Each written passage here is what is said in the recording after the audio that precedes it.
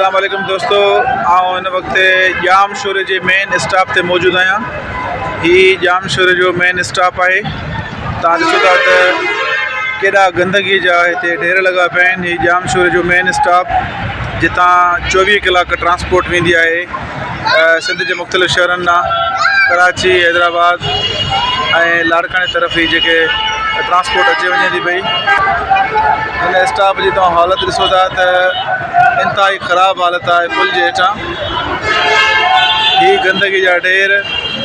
ही main lumps जो market है उन मार्केट की हालत दिसो था इंतहाई ख़राब हालत है।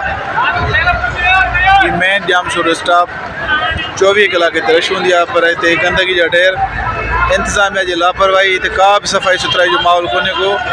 न पंहिंजे पैसेंजरन के लिए इतने का सहूलत है वेहण की, न को बो को वाशरूम की, न का भी का सहूलत। हितां की गंदगी बदबू 24 कलाक इतने इंतहाई ख़राब सूरत हाल तव्हांजे साम्हूं है। जाम शोरे मेन स्टॉप के पुल के भरसां उतां जी हालत ॾिसो, इंतहाई ख़राब, इंतहाई बदबूदार इलाइक़ो, थप ऐं गंदगी जा ढेर। हिते को भी हुकूमत जो प्लान कोन्हे को त पैसेंजरन खे का सहूलत ॾिजे, साफ़ सफ़ाई वारो को माहौल हुजे, वाशरूम की सहूलत हुजे, पीअण जे पानी की या जो सो पैसेंजर के वेहण की का सहूलत हुजे। हिते को भी इंतज़ाम ॾिसण में कोन थो अचे। रोज़ानो हितां हज़ारें लखे माण्हू जाम शोर के मेन स्टॉप तां सिंध के मुख्तलिफ़ शहरन ईंदा वेंदा आहिनि।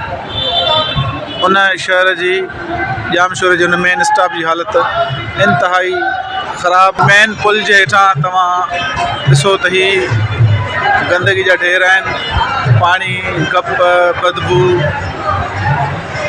ही सिंध जो मेन शहर जाम शोरो, जैसे लाइ अॻे मशहूरु हूंदो त जाम शोरो अदबी पढ़ियल लिखियल माण्हुनि जो शहर है, यूनिवर्सिटी जो शहर है। अॻे मशहूरु हूंदो चवंदा त जाम शोरे न वञ, जी झोरे न वञ, पर हाणे जाम शोरे में वाकई हालत इहा है। इंतहाई ॾिसो त मेन रोड की हालत है। सभी हज़ारे माण्हू तव्हांजे साम्हूं बीठा आहिनि।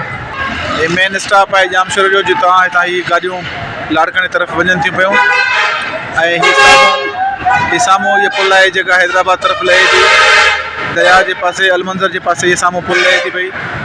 ऐं साम्हूं कराची वारो रस्तो है, सिंध यूनिवर्सिटी वारो साम्हूं रस्तो है। ऐं हितां जी हालत इहा हितां जे साम्हूं इंतहाई बुरी हालत, इंतहाई थर्ड क्लास सिस्टम हितां जो।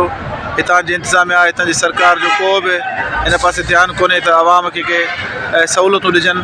ऐं स्टाफ ते को माण्हुनि जे लाइ, पैसेंजरनि जे लाइ, मुसाफ़िरनि जे लाइ को वेहण जो बंदोबस्तु हुजे, को पानी जो बंदोबस्तु हुजे, को सफ़ाई सुथराई जो बंदोबस्तु हुजे, को बाथरूम वग़ैरह जो बंदोबस्तु हुजे।